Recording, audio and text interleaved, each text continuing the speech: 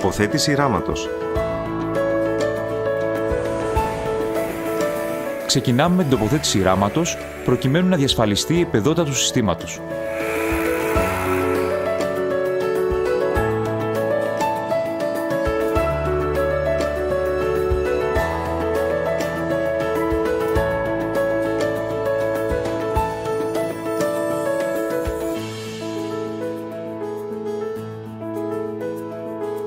Σε περίπτωση που παρατηρούνται μεγάλες αποκλίσεις της επεδότητας που δεν μπορούν να καλυφθούν με διαφορετικά πάχη πολυστερίνης, πρέπει να προηγηθεί σοβάτισμα.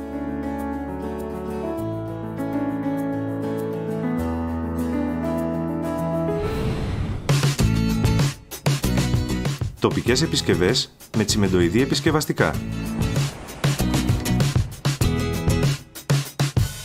Πριν την έναρξη εφαρμογής του συστήματος, θα πρέπει να γίνουν οι απαραίτητοι έλεγχοι καταλληλότητας του υποστρώματος εφαρμογής και οι αναγκαίες επισκευές ανάλογα με το μέγεθος του προβλήματος.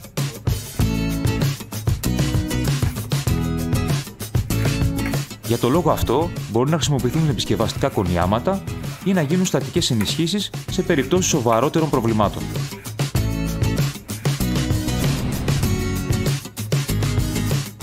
Καθαρισμός υποστρώματος.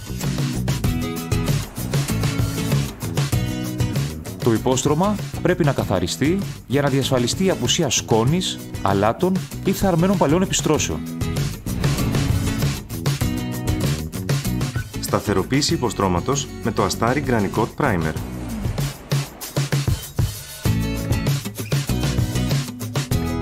Σε περιπτώσεις ελαφρώς προβληματικών υποστρωμάτων, μπορεί να εφαρμοστεί το ακριλικό ανάγλυφο Astari Granicot Primer.